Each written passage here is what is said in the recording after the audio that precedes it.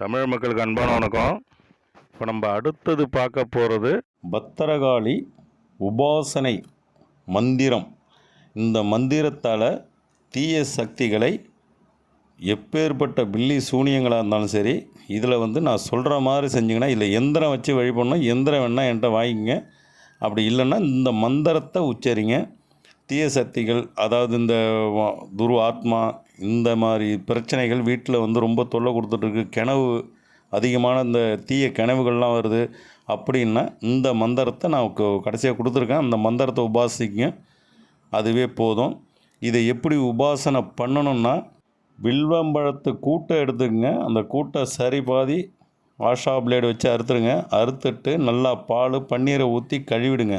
கழுவி நல்லா தொடச்சி காய வச்சுட்டு, அதில் வேப்ப எண்ணெய், பொங்க எண்ணெய், இலுப்ப எண்ணெய் ஊற்றி சிகப்பு திரியில் விளக்கு போடுங்க. வீட்டில் பத்திரகாளி ஃபோட்டோ வச்சுட்டு அதை வணங்குங்க. இந்த இதை போட்டுட்டு நான் இப்போ இங்கே இதில் கொடுக்குற மந்திரத்தை 108 வாட்டி சொல்லுங்கள். இல்லை 11 வாட்டி உங்களால் முடியலன்னா ஒரு 11 முறை நீங்கள் உச்சரிங்க.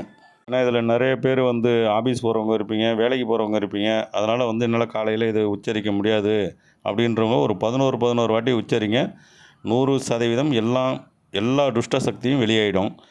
உங்களுக்கு வீட்டில் குலதெய்வமும் தங்க ஆரம்பிச்சிடும். குலதெய்வமே வரலை அப்படின்றவங்களுக்கு இந்த குலதெய்வமும் தங்க ஆரம்பிச்சிடும்.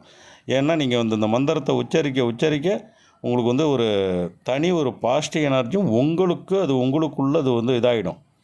இந்த மந்திரம் இப்போ நான் சொல்கிறேன் பாருங்கள். ஹரி ஓம் நமோம் பகவதி காளி பத்திரகாளி ராரா பாவா ஹட்ட பேதங் உரு ஹூம்பட் சிவாய நம. இந்த மந்திரத்தை நீங்கள் உச்சரிக்க உங்களுக்கு தேகத்தில் ஒரு நல்ல ஒரு சக்தி கிடைக்கும். இந்த மந்திரத்தை சொல்லும்போது ஒரு 50 கிராம் விபூதி வாங்கி ஒரு தட்டில் கொட்டிங்க. தட்டில் கொட்டி இதை கற்பூரம் எரிய சொல்லணும். அந்த தட்டில் கொட்டி இந்த உபாசனை நீங்கள் இந்த மந்திரத்தை சொல்லும்போது அந்த விபூதியில் ஏறும். அந்த விபூதியை நீங்கள் பூசிக்கிட்டு போகலாம். இல்லை ஒரு தீய சக்தி உள்ள வீட்டில் நீங்கள் அந்த விபூதியை கொடுக்கலாம். உங்களுக்கு ஒரு நல்ல பேர் கிடைக்கும்.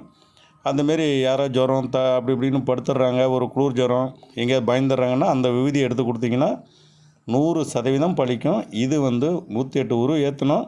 ஆனால் முடியாதவங்க 11 உரு தினமும் இதை ஏற்றுங்க. அது ஒன்றும் தப்பே கிடையாது. அந்த விளக்கை போட்டு இதை செய்யுங்க. ஒரு 21 நாள் இதை நீங்கள் செய்யுங்க, போதும். அதுக்கப்புறம் வீட்டில் இந்த தீய சக்தின்றதுக்கே வேலையே இருக்காது. வீடு செழிப்பாக இருக்கும். குலதெய்வமும் உங்களுக்கு நடமாட ஆரம்பிச்சிடும். வீடியோவுக்கு லைக் பண்ணுங்கள், சப்ஸ்கிரைப் பண்ணுங்கள். ஃபாலோவர்ஸ் இல்லை,